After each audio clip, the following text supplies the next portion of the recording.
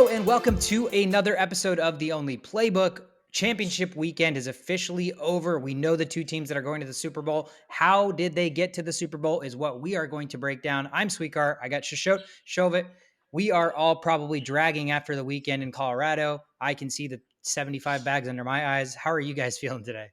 Yeah, right about the same. Oh my gosh, and we get away from the snow only to come back to more snow in Dallas. And I was looking forward to coming back to warmer temperatures, but hey, it is what it is.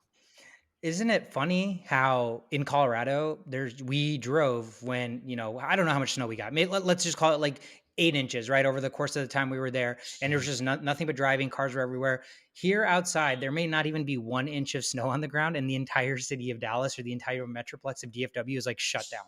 Yep, yep. It's the black ice, man. Scary stuff out there. Is it Is frozen? Is it Oh, like it's black ice over there? yeah, it's straight frozen. Can you not prevent frozen if you just also sand the roads or salt the roads before? Yeah, you can, but there's not enough.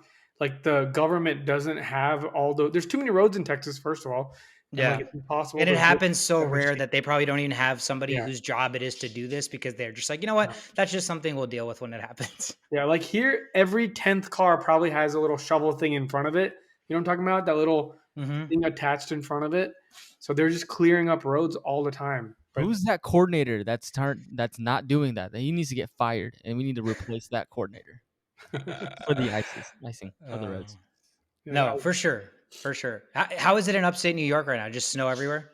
yeah, this morning I woke up and I like saved myself like 2 minutes to get to work from here because I live next door to work. And as soon as I got downstairs, opened the door, there was like this much ice on my windshield. I was like, forgot about that.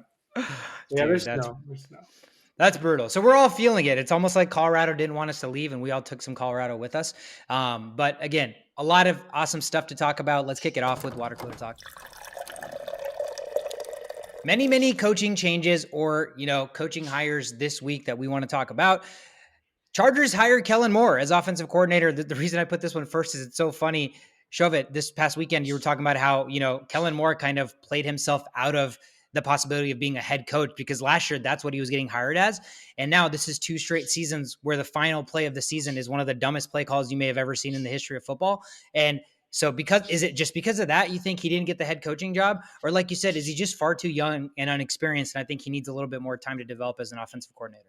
I think the last one, the latter, right? He's way too young. He needs more time to develop as a head coach. And the thing about a head coach is like you got to have that like I don't know those leadership skills to be able to rile up a team and a guy that's like I think of Mike Tomlin really as an example, right? And I just don't think that Kellen Moore has that. Once he develops more of a better offensive scheme, like the Cowboys, they finished top 6 in points in 3 of the 4 seasons. One of the season was when Dak Prescott was hurt. So he's got the offensive mind, but does he have it to be a head coach? I don't think that's the case, but a great hire nonetheless, just because of how versatile and how much better he is than I think Joe Lombardi as the offensive coordinator for the Chargers. And you got to hope this is going to help Herbert, right? You got to hope this is going to open up that offense more for Justin Herbert so we can truly unleash him in, what is it, year 4 now next year? So interesting hire. Obviously, that side of the ball was lacking from an offensive standpoint, so they addressed it right away in the offseason. That seems to kind of be the trend because the Dolphins went ahead and hired Vic Fangio as their defensive coordinator, a team that was struggling mightily on the defensive side. Vic is currently the defensive consultant for the Eagles, so he's going to actually be that for them in the Super Bowl, but he's already agreed that after the Super Bowl, he's going to go ahead and take the defensive coordinator job in Miami, which that's freaking awesome, man. I kind of think from an emotional perspective, like where's your head at? I know for me, partially like in college football, that happens a lot where like a team overperforms, the coach gets hired on, and then in the bowl game, the team already knows that the coach is going to a different team, right? So I know this is a head coach or this is more of a defensive consultant, but Vic has been such an instrumental part of so many defensive schemes and coaches that kind of learn from him and go on and do good things as coordinators that who knows, because the Eagles defense has been flying. They've been playing really, really well. It'll be interesting to see if this impacts the Eagles at all. And I'm really excited to see kind of what it does to revamp Miami on the defensive side. The Falcons also addressed the defensive coordinator position. They take Saints co-defensive coordinator this past season with Dennis Allen, Ryan Nielsen. The Saints, I think, were a injury riddled defense all season. Yet, towards the latter half of the season, they were doing a really good job of holding teams out of the end zone. I think their points per game the last 10 weeks of the season was top 5. So despite, not really having an offense, despite not really having a ton of weapons on defense since Lattimore came back like the last 2 weeks of the season, they were still a really solid group. And so I think, rightfully so, he gets an opportunity to turn this Falcons team around next year. And I think what's most important here is the Saints and Broncos officially agree to trade Sean Payton. You guys were right. I know you talked about last week or 2 weeks ago about how he had a second interview. I was still convinced that somehow he's going to go to Dallas, but this year he is going to be the head coach for the Denver Broncos. Now, talk to me about this haul that the Broncos are giving up. They're giving up their 2023 first round draft pick. They're giving up their 2024 second round draft pick, but they do get back the Saints 2024 third round pick. So it's Peyton and a 2024 3 for a 2023 first and a 2024 second. Now, Shove it right before we recorded, you brought up a great point. If Sean Payton's on the last year of his contract, this could be giving up way too much for a 1 year with a coach who, again, this kind of fuels my conspiracy that he's still going to end up in Dallas. 1 year with this team, gets traded, realizes that it's another year with Russell Wilson and he can't handle 3 more, and he just skedaddles. So I don't know if, like you said, Shasho, they do some talking under the table and make sure this is not the case. But I don't know how you guys feel about this trade. I don't necessarily love trading away picks for a head coach because it's so subjective to know how much a head coach is truly impacting a team. And I think these players are incredibly valuable. Yeah, there's probably like 4 coaches I would do this for, and Sean Payton's probably the 4th one on that list. So he just makes the cut barely. But the Broncos, what were they lacking? They were lacking things that were intangibles, right? How do you fix that? You fix that with better coaching. So I like where their head's at. I like that they pulled the trigger, and I like that they went all in because where else do you go, right? Where else do you go? You already have the quarterback situation fixed. You already have a solid, maybe top 2 defense in the league. And it's Russell Wilson on the quarterback end. So you don't need like dynamic receivers, or you shouldn't, right? That's the theory. That's why they paid so much for Russell Wilson. They really can't backtrack on that now. You can't bench Russell. It just, all of that looks dumb. Like there's people will get fired if Russell Wilson gets benched too early, right?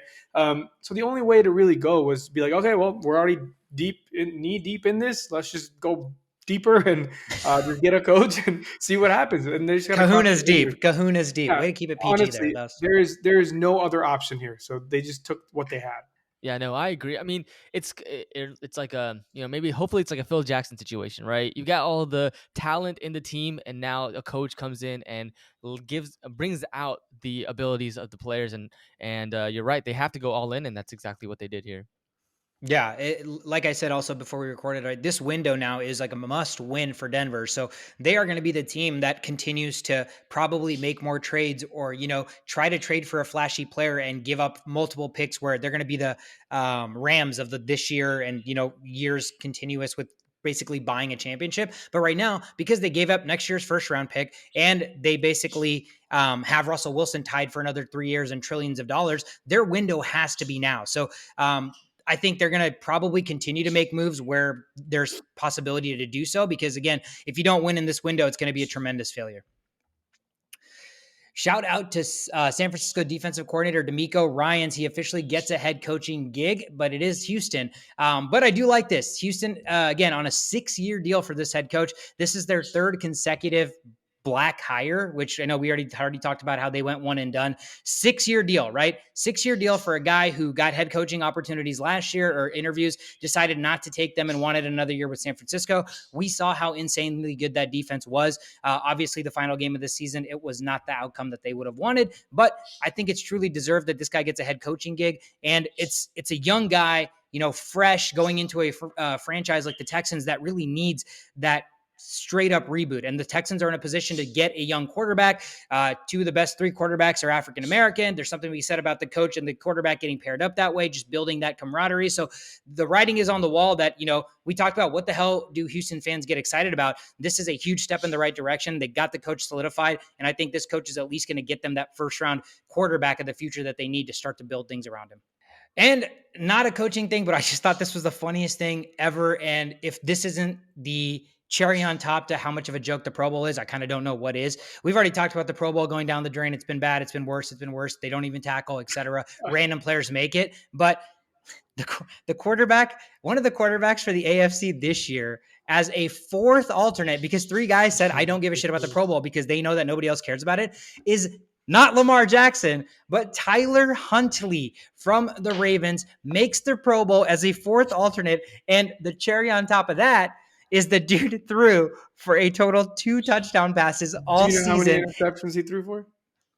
Has to be more than 3. that. 3. Oh my dude.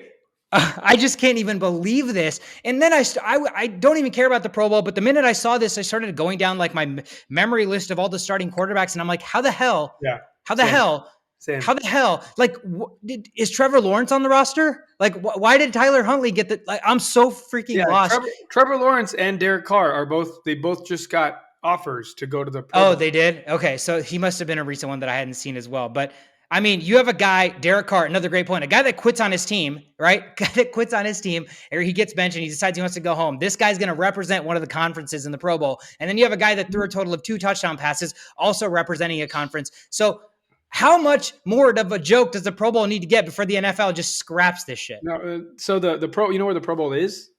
Where? It's in Vegas.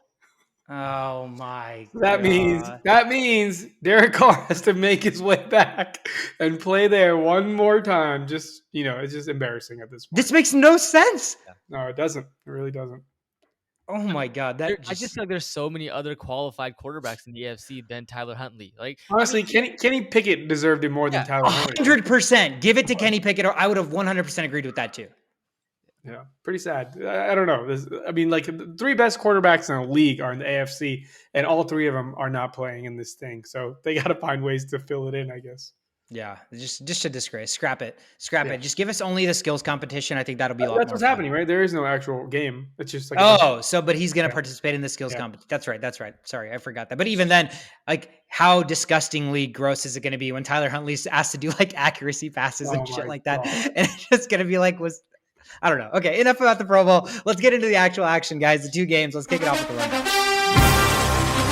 First game on the board, the 49ers and the Eagles in the NFC Championship game in Philadelphia. Philly was favored by 2.5 points, over under 46. Philadelphia dominates this game from start to finish, 31-7 final. They cover the spread under 46 cashes. The story of this game became the first drive, basically, that San Francisco got after Philly went down and scored 7 points. Brock Purdy gets strip sacked by Hassan Reddick, but not only that, he gets hit on his elbow, ends up getting hurt. Shisho, what was the injury? Yeah, UCL tear. I called that as soon as I saw that. You actually don't hit the elbow; you hit the forearm, and the closest joint to your body gets affected the most when you get hit somewhere. So, like when you got hit here, the next joint is the elbow that's taking the force back. So it got pushed against this, and the same ligament where you get the Tommy John surgery. That ligament tore off or ripped in some sort of amount. I don't know if it's 100% tear or if it's a 70% tear, but regardless, he needs a full revamp of that. So that's at least 6 months of no football related stuff. So it sucks, man. That was really sad to see because what happened after that? Just the whole train got derailed. I mean, as a doctor, right, you see that, and then I guess they didn't tell us during the game that that's what it was. I think it was only announced after. But like you said, the minute you saw it, you kind of knew what it was. So how, like at that point, would you have put your all life on the line that there's no way this quarterback is coming back into the football game? Because I remember saying it multiple times. I was like, yeah, he's not coming back. He's going to get a brace on that arm or get like a cast on that arm. And yeah, he did have one, but he was like under clothes. So I guess it wasn't as obvious for a lot of the people that were watching. But yeah, like those injuries are probably the worst for a thrower of any kind. The worst. There's nothing that can go worse than that. So so it's like at that point you're like, fuck. Like if there were bets available at halftime, I'd be like, fucking cash it. Yeah, and you would have lost because they brought this man back in because Josh Johnson, the 4th string quarterback that the San Francisco 49ers have put on the football field this year, I think he plays maybe like 6 plays or something, like not very many, ends up getting a concussion, and he is out for a game. Their emergency quarterback is Kyle Juszczyk, which at that point you just throw in the towel because that guy can't throw. But ironically enough, they brought back Brock Purdy with basically that thing on his arm that you said, and he didn't throw. Like, I think he threw one pass the rest of the game, and it was a Yeah. dump off. Everything else was a run. They even tried end arounds to CMC, to Debo. Like, Every they play had to was an get, end around. yeah, they had to get creative because your quarterback cannot throw the football and you have no more quarterbacks on the roster. So, like, this team stood no chance. And the 31 points the Eagles put up, I can't even knock the 49ers defense, because when you're on the field for 15 more minutes, Yeah. when you're basically getting put in shitty situations from field position perspective, and when the other team pretty much knows that you have no starting quarterback, so they have no reason to really respect you, they can be more aggressive, things like that. Like, they stood no chance. So they kind of fell behind the 8 ball from the get-go. It was all Philadelphia. They didn't even have to play a crazy great game. A couple things I really wanted to highlight were Devontae Smith with that insane catch, which ironically enough ends up, if you look at the replay, not being a completed pass, but Kyle Shanahan did not challenge that. It took me like 3 different camera angles to see that the ball came out. So I know, I mean, again, it's the playoffs. You have to knock the coach for not risking something there when it was such a big play, but it was so early in the game. I can't fault him for it, because it was a bang bang play. And I think when you challenge, a lot of times it's up to the people you have in the booth to, tell you in the mic, hey, we see the replay, it looks like it's a fumble, challenge it. So he didn't challenge it, and the rest was history. Again, they came away victorious. Hurts had a decent game, but it was a lot more of the running game. We talked about it on the preview episode. If they can run the ball, you said they are going to dominate. They have no chance. All of the other variables, the injuries to quarterback aside, I mean, if you look at just the X's and O's, they ran the football effectively, and the 49ers couldn't stop it. Yeah, and then the offensive lineman of the Eagles, man, it's like everybody knows what play they're gonna run. It's 4th and 1, or inches, in the end zone, and they run that QB sneak, and it's just impossible for any team right now to stop. And we looking into the Eagles and the Super Bowl outlook. This team is just such a complete team that they're gonna be a very difficult team to stop. I mean, Chiefs, Bengals, whoever it was gonna be, it just feels like, man, they have a really, really tough challenge to defeat the Eagles in the Super Bowl this week, next 2 weeks, and yeah, it'll be Yeah. interesting to see what they end up doing. Yeah, next 2 weeks, this week, last week, 17 weeks ago, 18 weeks ago, nobody's beating the Eagles. Like, nobody's beating the Eagles. I don't know how the teams that did beat them. I want to rewatch that game. But yeah, it's just like we've been talking about this since day. Like, it's pretty fucking obvious. Like, you have to be a complete idiot to think the Eagles are actually a bad team. They might be one of the greatest teams of all time at this point, like the way things are going. So yeah, we'll see, man. If there's one guy that can derail some crazy shit like this, it's Patrick Mahomes. So, yeah, Yeah, I mean, and I think what's interesting about I feel like we're jumping into the preview, but it's so hard not to talk right, about. right, What's interesting about this Eagles team is they have a chance to break the mold, to kind of push the barriers of, what type of successful team and quarterback can win the Super Bowl. We talk about it all the time. Technically, a run first quarterback has never won the Super Bowl, right? And I mean, as much as Hurts can throw the football really well, and he is a really good passer, and he can do everything they kind of ask him to do, if you have to categorize Hurts as a run first or a pass first quarterback, you probably lean run first, right? I mean, because of the fact that they run a bunch of read options, the run game is truly involved with him, and it's impacting the running back. So I think he's more of a running first quarterback, but he's good enough, and it's actually really good at throwing the ball that nobody really categorizes him as that, because he's successful doing yeah, both. But again, he's gonna break the mold if they end up winning the Super Bowl, and it's gonna really change that narrative. Which again, it's a rarity, right? It's not like this is the paving the way that every no, single no, running no, quarterback is going to win the Super Bowl. no, But definitely not. it all starts with what you talked about, Shovit. This offensive line. I'm going to kind of come out and talk about something where I'm like, in the past I didn't care as much about it, and there's been so many reasons to think otherwise now. Like, we talk about the Vikings all the time. Their offensive line's been shit, and for me, I always am like, all right, the quarterback's the most important position. Like, he needs to figure out a way to get things done, blah blah blah. And I think just viewing football from a more clear lens since we started doing this podcast, it's actually insane how valuable the offensive line can be, right? I mean, Jalen Hurts and this running game, we talk about it. Jason Kelsey, Lane Johnson, and Mailata, you have two ends, and then you have the center basically. So you're basically a sandwich where, if the outside of the sandwich is really good and the very middle of the sandwich is really good, some of the stuff that's on the in between kind of, it can be it can be okay, it can be average. And so you have these pillars that are literally pushing this run game with Miles Sanders, Kenneth Gainwell, and Boston Scott. I mean, it's laughable how many times we're like, okay, Miles Sanders scored a touchdown. That probably means Kenneth Gainwell is going to score one this game. That probably means Boston Scott's going to score one this game. And it's like all of their games where one of the running backs scores, it's dominant because the other one, the backup running back comes in and scores. The third string running back comes in and scores. And it all starts with this offensive line. They're absolutely insane. This team is built so different. Like you said, I just do not know how the Chiefs can win this game. And it's like doubting Tom Brady. The only kind of thing you can latch onto is it's Patrick Mahomes. He's going to be the reason you win. But other than that, this team looks absolutely unbeatable. Yeah. So just to touch up on that Hurts thing, you guys know this from day one. I never think one player wins you anything, right? This is the most team sport out there. And I think we're watching a product of what a complete team looks like. I don't think this is about Hurts. I don't think this is about the offensive line. I think it's about the fact that all of this is falling together in place for the first time in a very long time. I don't remember the last time I've seen something like this happen, where you can call this guy a run first quarterback, but he has the best two wide receiver duo in the NFL, right? So it doesn't really add up as far as the run first approach, because how can you what's it called? Like, not produce, but like supplement. How can you be the reason the receivers are the top in the league, but when you're considered to run first, that means he's good at throwing the ball and running the ball. And you have a good offensive line to block for you, and you have good cornerbacks, and you have good defensive linemen, and you have good everything. And it's just like this is like what you salivate over when you want a team, Like I don't want Mahomes. I want what the Eagles have, right? Like if someone were like, I'll give you a Patrick Mahomes for like and then we have to start from scratch, a lot of people would be like, yes, let me just start with my Hall of Fame quarterback and I'll go from there. Or you can just have a great everything and then have this unknown quarterback that you just see some possibilities of, being diverse in certain ways and see what that shows, right? Because what we're seeing now is Hurts, who a lot of people till this day, till probably still after that most recent game, are like, nah, he's not that good, right?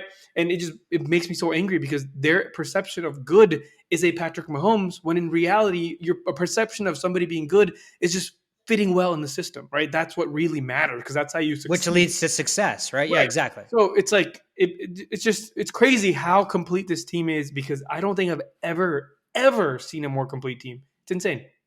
Yeah, I mean, 100%. You guys were talking about the offense, and then Shisha, you hit on the defense, and yeah, the defensive line, man. Hassan Riddick, Josh Sweat, being able to get to the quarterback and give, whoever's out there, Brock Purdy, Josh Johnson, they were continuously getting the pressures, and it was just, you're right, just a complete team, and nothing more to add than that. Yeah. Like when one part of your team sucks, the other part has to be there to supplement, right?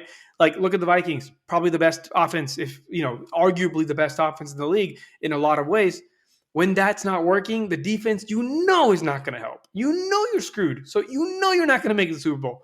Versus other teams like the Bengals. Why did they get this far? Well, when their offense kind of sucks, their defense steps up. When it's just that's what a unit is, and that's what we need to create a new standard for, and not just this like pass heavy attack. Like yes, it works, and you need that, because look at the teams that have made it this far. They all have a good pass heavy attack, but at the end of the day, you can have the best at any one position. This is a team sport, and if you have a lot of people at a lot of good positions, it'll always overpower that one good player.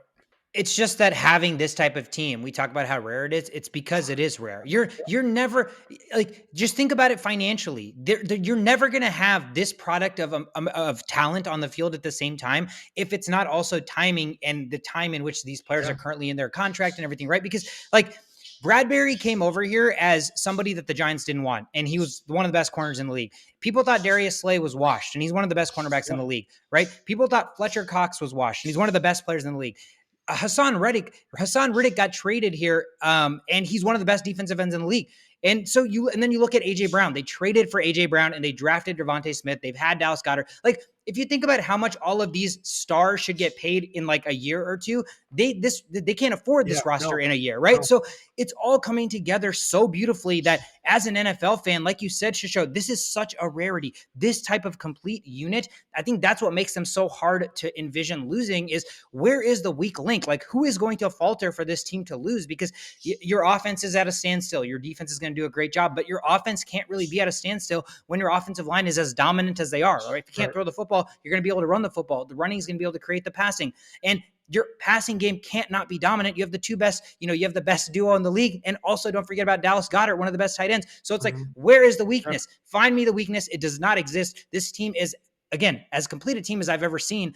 It's just such a joy to watch as a football fan. And like you said, as a fan of a team that doesn't have this very often, it's like I'm drooling. My mouth is just yeah. completely drooling. The only thing I'll say to that is that when we look at the San Francisco game, we didn't see all of what San Francisco could have done to Mhm. defeat the Eagles. There was that huge run by CMC, right, where he went Mhm. and broke. So tackling, like that's a huge part of it. And whether or not the Chiefs will be able to utilize Pacheco and McKinnon from the running back position, because you talk about how did the Eagles lose? They lost. They lost by turnovers and they lost by the running game to the Washington Commanders and also to the Texans, right? So that kind of stuff has to happen for the Chiefs. I mean, it's easier said than done. But because of the fact that I feel like San Francisco would have had a chance to defeat the Eagles, but we just didn't see it because of the injuries to the quarterback position. Yeah, Yeah. yeah, yeah. I mean, It's no, definitely a what if. You're not wrong, but again, I think before the game, my best bet was Eagles -2. Like yeah, coming into this game, regardless of the outcome, if all players were healthy, I still think Philadelphia was going to win. But absolutely, we would have got a better game on the field if Purdy could actually throw the football. It's just interesting that their first offensive possession, the offensive line of San Francisco is supposed to be good as well. They were already getting hounded. The reason he got hurt is because Hassan Riddick beat the tackle along the side in one of the first defensive plays. Right, so this dude was ready to cause havoc the entire game. And so I don't know. I mean, it would have probably been closer because obviously yeah. not having a quarterback versus having one is very, very different. But Philadelphia team was just, they were on a mission, and I think they would have came away victorious regardless. The AFC had a more even matchup. The Cincinnati Bengals traveled to Kansas City, Arrowhead Stadium to face the Chiefs. Chiefs favored by 1 point at home over under 47.5. Kansas City comes away victorious in a close affair, 23-20. They cover the spread under 47.5 cashes. This was a much better game. The offenses started off really, really lacking, drive stalling with field goals, not getting into the end zone. But then you saw the Chiefs score their first touchdown and go up 13-3. And then all of a sudden it felt like Cincinnati was like, oh shit, like if we don't get our shit together soon, this team could, run up the scoreboard and blow us out. And then they ended up coming back, tying the game. Again, it was a back and forth affair till the end, but I think really ultimately it all comes down to there was a drive that Burrow had with the chance to win the football game. He actually had two. He actually had two drives to win the football game, was not able to get it done. The offense could not get to even field goal range. And then Mahomes had the last laugh. He got the possession and he was able to get the job done. So obviously, the controversy, the talk of everything is the officiating in this game, all this crap, the last late hit to Patrick Mahomes. I think the late hit to Patrick Mahomes is warranted. I think that is a right call to make there. He got hit in out of bounds, and it's the quarterback. They're going to protect the quarterback. It's a championship game. They're going to protect the quarterback even harder. It's Patrick Mahomes, the fucking face of the NFL. Don't you think they're going to protect him? Yes. So I don't fault that penalty one bit. I just also felt like watching that game, there were a lot of calls that, Burrow Cincinnati didn't should have get. also gotten, Yeah, Burrow should have also gotten in those situations as well that he didn't get. And I think ultimately, the biggest, I guess, the biggest thing in this football game is Patrick Mahomes came into this game hurt, right? And for a week or week and a half, we didn't know how good he was going to look. He looked really, really good until there was a play where he had to roll out to the other side of his body, roll out to the left, I believe. And yeah, when he rolled out to the left, he turned his body and threw it like across the field like he does all the fucking time. You could tell that whatever that motion was, it put the wrong kind of pressure on that ankle. And then all of a sudden, he was super, super hobbly again, right? yeah. But despite all of that, despite the fact that Cincinnati's defense has been phenomenal, Mahomes still time and time again, it wasn't like he was just mobile enough still to, evade the pressure coming one way, take one step forward, evade the pressure coming this way, sidestep, whatever the case may be, to throw the ball and get the first down. But then on that final play, dude, what did I say last week? If Mahomes has no legs and he needs to get a first down to win the Super Bowl, he's going to fucking get there with no legs. And that final scramble before the hit, even, he still got the first down. They probably would have needed 5 or 6 more yards to kick a field goal. But shit, man, a guy that's basically working on one leg, that is insane that he's still even able to get the edge against NFL defenders, get enough speed to even get that first down. So, holy shit, this was an epic performance for Patrick Mahomes. Like, we didn't, as if we needed any more reason to be like, this guy's the GOAT. And the fact that he's still so young, and the fact that he still has so many more of these performances left for us as fans to witness, hopefully, barring something crazy, it's just a treat to watch. I mean, again, is there a reason to doubt that he is the best quarterback in the NFL? And I think it's one of those things where it's going to be really hard, no matter what somebody else does, to get to Mahomes' level, because to me, truly, he plays on a different level. Yeah, I mean, I look at the other side of things, and Joe Burrow and how he played, right? I think that the Kansas City Chiefs defense played an outstanding game. Steve Spagnuolo, whatever he did to make sure that, get those 2 interceptions, it could have been 3, but get those 2 interceptions. But I think Joe Burrow, to get this team, get the score to be 20-20 at one point, that long throw to T Higgins, where he looks like he's like Randy Moss catching it, Mm-hmm. like getting it from the sky basically. And then the other throw to Jamar Chase that allows Joe Mixon to get a touchdown. I thought both Right. quarterbacks played amazing, but when it comes down to it, it's back to what we're used to saying about the Bengals, the offensive line, right? Five sacks altogether. 4 of them were like in the first half. The 5th sack was in when Joe Burrow was like a 3rd and 9, fourth quarter, had a chance to convert and wasn't able to. But we still saw like timely, really good plays. I mean, and it's just a fact of like, when you put Mahomes or Burrow, who's on top, you can definitely do that by saying that, because the Chiefs won, Mahomes on top. But I thought Burrow had a great game as well. The 3rd and 16 throw to their tight end, who I forget right now, to get that first down. Hurst. Hurst to get the first down in the end zone. That was amazing, right? So it's just the fact that the Chiefs defense were just more prepared, got the timely turnovers, to the 2 interceptions that didn't allow the Bengals drives to continue, which I think is like the key factor to why the Chiefs were able to win this game, and outside of the penalty and all that. Yeah, I agree with both of you guys. Sweetheart, you said Mahomes had a good game. Shovit, you said they both had a good game. I'm actually thinking neither of them had a good game.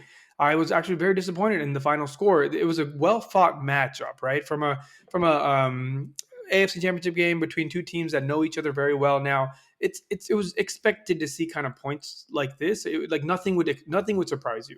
However, you know how we always criticize teams, players for drives ending too early. Why are there only 20 points up on the board in an AFC Championship game against what was supposed to be a weak defense, right? There were a lot of big plays that didn't happen. PFF only gave Burrow 2 big time throws this whole game. 2. In an AFC Championship game against Patrick Mahomes, you only had 2 big time throws. Like, especially when you're down most of the game, or if it's a close game, there needs to be like 5 to 7 big time throws if you're going to keep up with the Chiefs. So it's like they played very conservative. They ran the ball a lot. Both teams ran the ball a lot, and both the teams sucked at running the ball. It was really bad. I think Pacheco had like 26 rushing yards on 10 carries or something like that. He did good catching the ball, which kind of made up for him. He had like 13 fantasy points at the end of it all. It kind of we're seeing a kind of a change of role here, by the way. Next year, prepping as far as which running back to draft. I don't think you should go all in on McKinnon. I think it's still Pacheco who's going to get majority of the share. But anyways, neither team could run the ball. And Patrick Mahomes has somehow turned MVS into the best wide receiver in the AFC. Like, what is going on? It was MVS. He led the team with 3 big plays, and all 3 of those were the only 3 big plays Mahomes had all game long, and it was all MVS. So pretty wild how, like, I was just disappointed in Burrow as far as not making big plays. A little bit disappointed in Mahomes, but what are you going to do, right? The dude's playing with one ankle. Like, I thought he played much better than Burrow did, and it kind of showed. Everything showed. Burrow had 2 big-time throws and 2 turnover-worthy plays, which were turnovers. Mahomes only had one big time throw and only one turnover worthy play.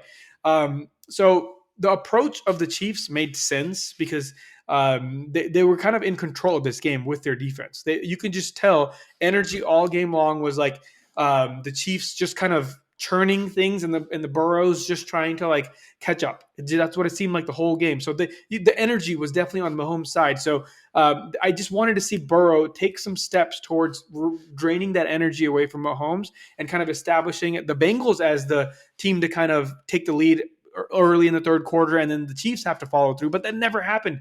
Never happened. There weren't enough shots taken for that to happen. There was a lot of catching up. The Bengals did really well, but maybe you shouldn't have just played this catch-up game, and maybe you should have changed some things up a little bit earlier.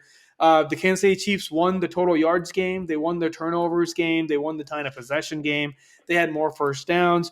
It was just at the end of the game, it was too churny of a game. It was too close of a game. And at the end of the day, if you're going to play in a close game and you're playing against Patrick Mahomes, there's going to be something happening in the fourth quarter, and you're probably going to lose that game. Yeah, I think the thing with Burrow is, and again, if I've been so high on Joe Burrow, but the possession where they got the ball and the score was 20-20. And okay, let me go back. So the two big time throws are probably the two throws that we talked about, right? Yeah. If I had to guess, it's a touchdown pass to Higgins and it's a touchdown pass to Chase, both of which, I mean, the result, which again, this is totally fine, but this is more a holy shit, Jamar Chase made a great play. Holy Chase, T. Higgins mossed that guy, right? Chase was thrown into double coverage, and Higgins was also thrown into double coverage. So obviously Burrow still gets those stats. Obviously, I think that's awesome that he trusts his amazing receivers to go up and get 50-50 balls, but who gets the credit in that? Did Joe Burrow make a good throw, or did he just put his threw a 50-50 ball up there and his receiver made the play for him, right? So those are the only two big time throws. There were no other outstanding throws that really changed the dynamic of the game from him. And my biggest knock on him is the interception when you got the ball in the fourth quarter, tied at 20-20, where he tried to throw that deep ball to Higgins. I mean, that was just dramatically underthrown. Like, that was a bad throw from Joe Burrow. So I don't know. We've seen way better performances from Joe Burrow. And I think in this situation, the Burrow head, all the narratives, all the fucking fire they were fueling to the Kansas City side, like, they didn't back it up, at least on the offensive side, with the way this offense had been clicking every single week for the last 7 to 8 weeks, again, against the Kansas City defense that we called fake, that we called weak, right? So the matchup was here for the Bengals to put up way more points, for the Bengals to control the offensive side of the ball, and for the Chiefs to have to come from behind, but that was not the case. And that's why I think it's tough. Yes, the offensive line was just getting roasted. Chris Jones had like the game of his life, even though he's a phenomenal player. But I mean, this was just an exceptional performance. So, I don't know who gets the blame, but I think at the end of the day, for me, the Bengals slightly disappointed me with, having the ability multiple times to win this football game and really not taking advantage of it. Yep. What else you got? No, I was just going to say, again, kudos to the Chiefs defense, because some of the throws that Burrow made last game against the Bills were in broken coverage, right? And they tried those same plays this time around, and the Chiefs were more prepared for it. So I think that is also, has something to do with the final score of this game and why Joe Burrow wasn't able to be as successful. But some of what I like the most about Burrow is the fact that the anticipation, right? When he throws the ball, the receivers don't know that it's coming, and he still did some of those things. Like, those were, I know, I get that they don't call them as like big time plays from PFF, because you expect 30 yarders or touchdowns. Yeah. But some of those things that you want to see in a quarterback, they were still there. It's just, I think that's the standard. I don't I agree. commend quarterbacks for doing that. I think every quarterback should be able to do that. It's not hard. That's nothing to be like, oh my God, how did he do that? It's just timing. If you really think about it, every quarterback should be able to do that, right? Deep bombs, it's harder to place the bomb exactly where you need to be, so that gets commended. But throwing a back shoulder fade, like, it looks crazy, right? But like, it's not that hard. And it's a timing thing. It comes with practice. It's a timing thing with your receivers. And yeah, I can see why those are like amazing to look, but I don't think they should be considered big time throws unless you're like under heavy pressure or, whatever. And Burrow was under a lot of pressure this game. He was under a lot of pressure this game. I think Chris Jones alone had 9 pressures this game, and Insanity. 2 of them were sacks. Like, that's crazy. The dude has never done anything like that in the playoffs ever. So it kind of caught the Bengals off guard, right? The Bengals are probably like, oh, hey guys, like, we have revved up our offensive line, and now we're ready for this thing that we sucked at last year. Let's see if we can do better this year. And They didn't even make it to the Super Bowl, right? Because their offensive line again got exposed with random players that were good, that were known to be good at one point, but they figured something out. So the Chiefs defense did something different this game that the Bengals were just not ready for. Yeah.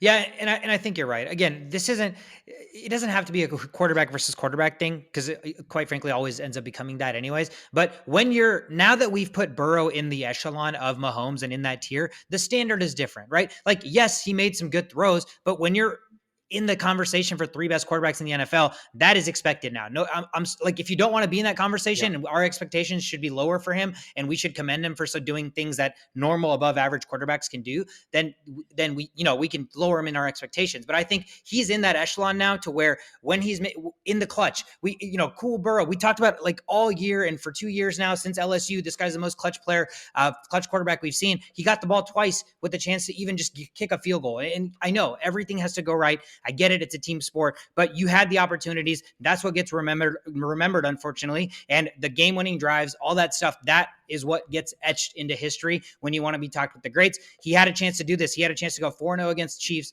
4-0 against Mahomes, and really ultimately set the stage that if he ends up even having remotely the type of career that Mahomes has, his head-to-head against Mahomes is going to put him over Mahomes, right? So he had a chance to continue to build that, and his team was the better team coming into this game. The fact that should show, like you said, the Chiefs came out defensively, did something the Bengals weren't ready for. That probably gets put on coaching, right? That probably gets put on the coaching for not being prepared. It's the NFC Championship game. What did you expect? They were just going to come in and try to do the same shit that wasn't working, that their defense wasn't that great on? No. So you have to adjust. You have to figure out a way, and they just didn't do it. So the Chiefs get the job done. Kudos to the Chiefs. They win the AFC, and we have a number one seed against a number one seed. Truly the two best teams in the NFL get to face off in the Super Bowl in 2 weeks. That is going to make for a fantastic matchup. But that is it for the recap. Do you guys have any final words on either of these games? Anything else we need to talk about? No, man. I think it's just crazy how like the conversation I was having about Burrow last episode versus how disappointed my voice probably sounds is just it speaks for itself. It went from Burrow overtaking Patrick Mahomes to now is Josh Allen better than Joe Burrow again. So it's like it sucks. It sucks, but this is why Aaron Rodgers only has one championship. This shit is hard. This shit is very hard. And Yep. some of these players, Burrow and Josh Allen, may never win a Super Bowl at this rate. You know what I mean? As long as Patrick Mahomes is alive, it's just they may never win, and it's going to suck for them. But I guess that's why it's so amazing when you do win one. And Joe Burrow is also in a rookie contract, so he's looking to get paid. So that Oh means yeah, less Yeah. money to spend on other oh yeah, players for. You have So two stud receivers. You're probably yep. gonna have to pay Chase, and you can't yeah, afford Higgins. Like dude, it's yeah. timing. And It's like you gonna said, happen. like we always talk about, oh, the future is bright. You're gonna have this quarterback for years and years and years. But after their Yeah, rookie contract, it's yeah. so much harder to put a lot of talent around them financially that ends up working out. That's why it becomes so hard. And like you said, that's why it's so hard to win a championship. And now that we're gonna get to see Patrick Mahomes in what, like, is this already his fourth Super Bowl appearance, or am I just making that up? I think it's his Fifth, third, isn't it? His third? third, and five AFC Championship. No, Yes, because So he's won a Super Bowl, he's lost a Super Bowl, and this is his third. I believe yeah, so. and then but he's been to five AFC Championship games. He's lost two of those. Yeah. Yeah. Okay. Yeah. So I mean, it just insane. Mm. If he wins this Super Bowl, he's going to have more Super Bowls than Aaron Rodgers. Like all these guys that we've watched for 2 decades in a row. Crazy. Hall Mahomes of just Famer. comes onto the scene. And Hall it's of like I'm Famer. going to win. I'm going to win 2 in my first like 5 years. No big deal. So incredible. That will make for a great preview episode on Friday. But we still have some awards to hand out for these performances in these 2 games. I'll kick us off with my first award. My award is the Still Behind. Still behind Joe Burrow. Still behind Patrick Mahomes. Correct. That is absolutely correct. I had to make this up in like 5 seconds. Joe Burrow, I'm sorry, bro. You are still behind Patrick Mahomes. And it's not like I don't know that if he won this game, I was going to be like, he's better than Mahomes anyways. But I was going to say, after you're 4-0 against, arguably the best quarterback of all time already, like you deserve to be put in that same stratosphere. And I think, again, when push comes to shove, like we don't talk enough about, the Chiefs offensive line, maybe not incredible because we see Mahomes scrambling all Yeah, the they're fucking bad. time, right? But just because the outcome of all of those plays ends up being positive Yeah. because of Patrick Mahomes, nobody sits there and is like, oh God, the Chiefs offensive line sucks dick. Nobody says that. No. Nobody says that. But we see Mahomes scramble pretty much every other play, right? Yeah. That's not a design. He's not a run No. first quarterback. So Joe Burrow, there are opportunities, there are times to really etch yourself in history. This was a monumental matchup. I think you played a great game, but I think you still left something to be desired. So to me, you are still behind Patrick Mahomes, and who knows if you'll ever get there. Yeah, it's pretty crazy, right? 5 years in the AFC Championship game with shitty receivers and shitty offensive Dude, line and shitty I can't running believe it. back. It's just like, I how do can't you, believe how it. do you do it? They fucking McKinnon are washed up. Pacheco, seventh Yeah. rounder. They have Juju as their number one receiver. They traded Oh, away the best Lord. receiver in the NFL. And here they are again in the Super Bowl. Yeah, makes no sense. Some other stuff that doesn't make any sense. This award is called the only exception. Patrick Mahomes. It is Patrick Mahomes. He is the only exception to any other rule, any other conversation, any other thing about how to build a team. I will never spend money on one player except if the conversation begins with, hey, would you like Patrick Mahomes on your team? I just talked about this like 20 minutes ago, probably. But I would do that. I would do that in a heartbeat. You know, I just again talked about when Sweeker talked about his awards. Defense has been trash, obviously trash. 31st ranked in red zone defense. Wide receivers, MVS is his best receiver. You guys, everybody knows how much I hate MVS. Like nothing is working for him except for him and Kelsey, and that is all you need. Clearly, apparently. One leg for 2 weeks now. So, and if they beat the Eagles, man, if they beat the Eagles, then we're having like I know Tom Brady has 7 championships, but conversations will start firing. It's gonna be crazy. Yeah. So my next award has a lot to do with your award. The only exception is Oh my god, I got it. I just got it. well, I let me just say it got first. it. It's Oh my God. I just got it too. Wow. monstrously versatile Scorcher. All right. All right. That's gotta be Chris Jones, right? No, it's got to be just a one game thing. He must be just going off a one game thing. Yeah, But it's no, absolutely just a one game, but it's Marquise Valdez-Scantling, and he I think he had a great game. I think that he that reaching out to get a first down that was That yeah, was key. that was soft. That was huge. that was and he got a touchdown on that same drive. Marquise Yeah, Valdez-Scantling, so MVS gets a that was touchdown. good concentration too, because that could have been knocked down. Some wide receivers wouldn't even see that ball. Absolutely. Yeah. And I think he had a really good game. 6 receptions, 116 yards, a touchdown. There was a play where he was like the check down guy, and he just kind of stood there as Patrick Mahomes was eyeing the field, gives it to MVS, and his speed allows him to get like 30 plus yards. And so, in a team where you have a lot of like B rated, C plus rated receivers, that he stepped up, he allowed them to get the touchdown for them to be get the 20 points. So kudos and my award goes to MVS. We'll make sure the Madden ratings changes ratings from 68 to 70 now. Get him finally over that hump into the 70s. Solid award. Great game for him. Arguably his best game of his entire career. So well deserved. My brownie points goes to, you guys talk about how one person can't win a football game for you. Well, you are wrong, my friends. This player single-handedly won the football game, single-handedly determined the outcome of this game. And, he's the reason that this team is going into the Super Bowl. My brownie points goes to Hassan Reddick. This man had 2 sacks, 1 tackle for loss, 1 QB hit, and 1 forced fumble. Why is that important? Well, that just happened to be on Brock Purdy in the second possession of the game. And not only that, he also has I don't know what you call it, UCL torn as a stat. So he is the reason the San Francisco 49ers had no quarterbacks. He's the reason that Brock Purdy could not throw the football when he had to come back into the game. He is the reason that this defensive line has been as great as it has been. And he is one of the integral parts of the reason why this team is in the Super Bowl. So Hassan Reddick, I'm so glad that a team actually values how important and how good you actually are. And you've showcased that, and you get my brownie points. Yeah, we also showcased how valuable Zadarius Smith was to us, but he decided to not show up for the rest of the year after becoming like the greatest thing on earth for like 8 weeks. 6 weeks, 8 weeks. Yeah.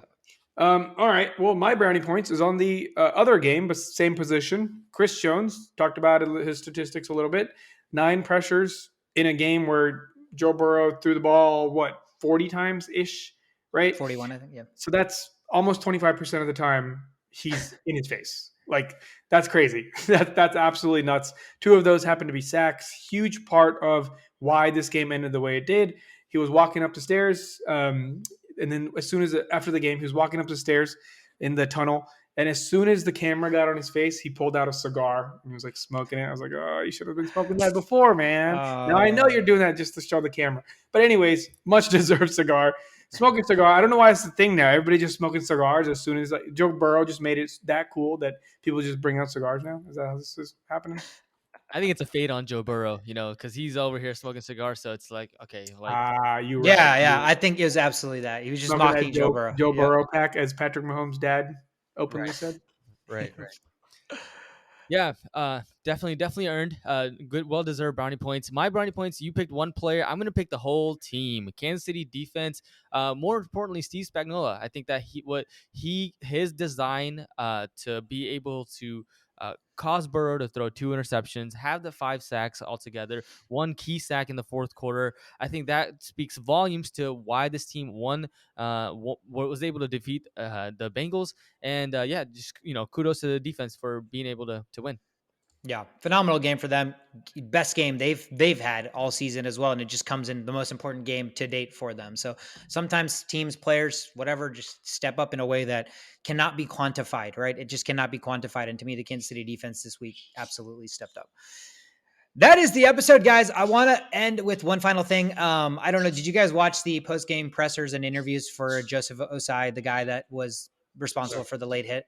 Um, I want to give a major kudos to BJ Hill, the offensive lineman that basically stood next to him during the entire interview and was, this guy is a 22-year-old kid, right? Obviously, it was a stupid mistake. Like, it cost the game, but the game doesn't end on one play. There were so many other opportunities there for the other team to win, but you're a 22-year-old kid playing in the biggest game of your entire life, and you make a mistake that you can put on your shoulders to let yourself believe that that's the reason your team is not playing in the Super Bowl, despite all the other variables, right? That's kind of the place you put yourself in mentally when something like that happens. So kudos to, again, BJ Hill, the offensive lineman who, again, had no reason to do this, but during all of the interviews that the reporters had with Osai, BJ Hill was standing basically right next to him and just telling the reporter off when they were asking something stupid like, how did you feel after that penalty? And he was like, man, how do you think he fucking felt, man? Like, ask a real question. So like, that is an opportunity for reporters to feast, right? To just continue to build headlines, clickbait, just create more of a narrative for this guy as he's sitting there literally like crying, feeling horrible at a child, a 22-year-old kid. So again, major kudos to Joseph Osai sitting next to him, having his back. Again, I guess all of his team obviously has his back. Zach Taylor came out and said, again, you can't define the whole game on one play. So it is a horrible thing to have gone through. Tough penalty, but at the same time, again, kudos for the team to make him feel better essentially and put him in a better place mentally. Cause I can't speak for him. I've never been in that position cause I've never played in a game that important, but I can't imagine the place you are mentally when you when you do something, that catastrophic and in that important of a game. That is it, guys. That is the episode. Championship round is over. 2 weeks away. We have the Super Bowl, and then the NFL season comes to an end, and we all sit and cry about it. But it's going to be a sad day. So these next 2 weeks, I'm going to savor every possible NFL type thing leading to a game as I possibly can. But the good thing is we don't leave. The grind don't stop. The offseason is exciting in its own way, and we will still be here to talk all about it.